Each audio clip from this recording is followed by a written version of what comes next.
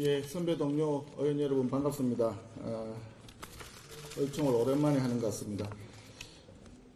어제 충남 예산의 수해 현장에 가서 의원님들과 함께 피해 복구 봉사활동을 했습니다.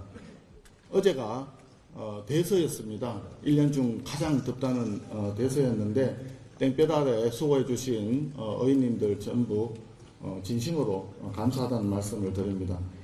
앞으로도 우리 국회의원들이 수해 지역을 꼼꼼히 다니면서 당 차원에서 이재민들의 일상 복귀를 위해서 최선을 다하도록 하겠습니다. 그리고 의원님들을 포함을 해서 주요 당직자, 당 소속 단체장 등 책임 있는 자리에 있는 분들은 수해 와중에 국민의 눈높이에 벗어난 부적절한 처신이 발생하지 않도록 각별히 유의해 주시기 바랍니다. 지난 토요일 날 예산에 가서 당 지도부가 수해 복구 활동을 벌였고 일요일 날은 경남 산청을 현장 방문을 했고 월요일 날에는 경기도 가평에 현장 방문을 다녀왔습니다. 특별 재난지역 지정이 시급하다는 지역 민심을 반영을 했는데 정부가 어제 6곳의 지자체를 특별 재난지역으로 우선 지정을 했습니다. 정부에 추가적으로 요청을 드립니다. 피해 지역이 여기 말고도 더 있는데 이것도 특별재난지역 지정을 조속히 추진할 수 있도록 해주시기를 촉구합니다.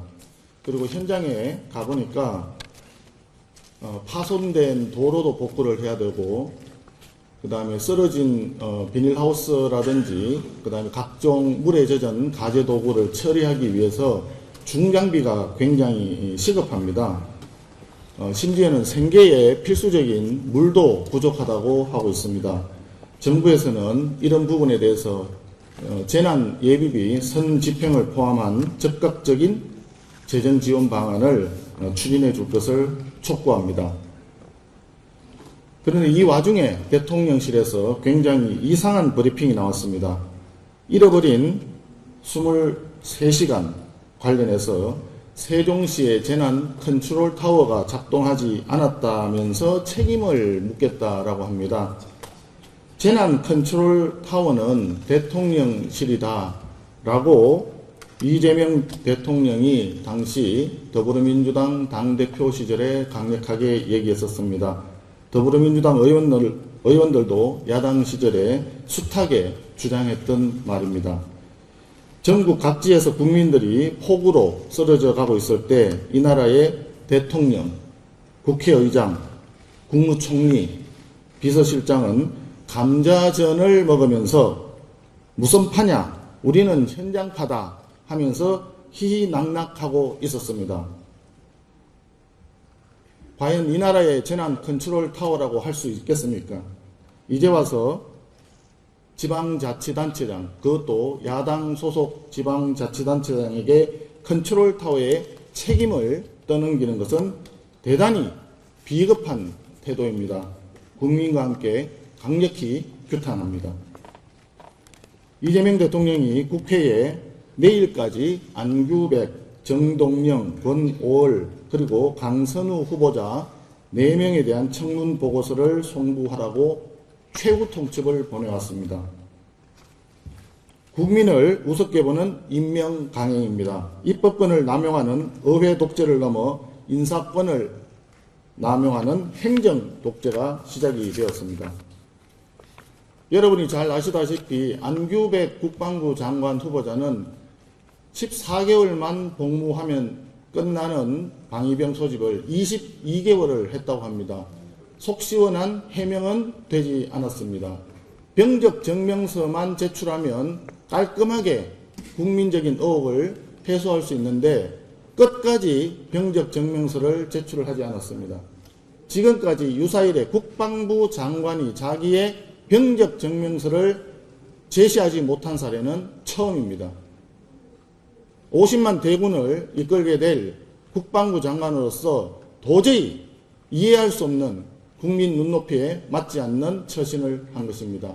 자격 미달이라고 생각합니다. 거기에 일가족 태양광 재테크에다가 이해충돌 법안까지 제출했던 정동영 후보자, 공직선거법 상습 위반범인 권오을 후보자, 갑질여왕 강선우 후보자는 차마 제가 입에 담기조차 싫습니다. 마지막으로 한 번 더 묻겠습니다. 강선우 후보자는 지금 벌써 장관에 임명된 것처럼 부처의 업무 보고까지 받았다고 하는데 이게 사실입니까? 월권 아닙니까? 시중에 이런 말이 있습니다. 그렇게 장관 자리가 탐이 난다면 차라리 의원직을 사퇴하고 장관을 시켜줘라. 이런 말이 나오고 있는 거 알고 계십니까? 보좌진은 가족과 같은 동지적 관계에 있기 때문에 사적으로 그런 일을 시킬 수 있다라고 하는 더불어민주당의 해명, 국민들이 이해하시겠습니까?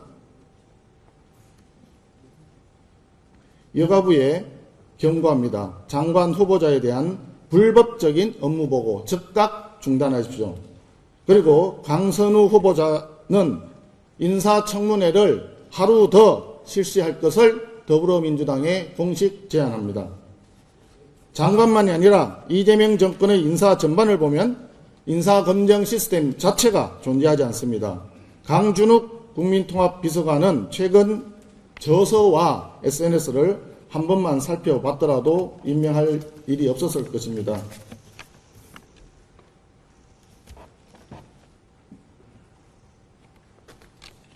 최동석 인사처장은 정치의 불명의 1인 연구소를 직함으로 삼아서 살아온 막말 유튜버에 불과합니다. 박원순 서울시장 성추행 사건을 기획된 사건이라고 주장하고 이재명 대통령을 하늘이 낸 사람이라며 아부를 늘어놓는 막말 인사에게 인사혁신을 시킨다는 게 말이 되겠습니까? 이분은 집에 TV도 없고 뉴스도 보지 않기 때문에 강선우 후보자의 갑질에 대해서도 전혀 알지 못한다는 사람입니다.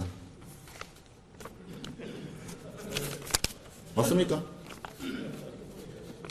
안규백 국방부 장관 후보자 병적 증명서라고 제가 말씀드렸는데 자세한 병적 자료를 제가 말씀드린 것입니다.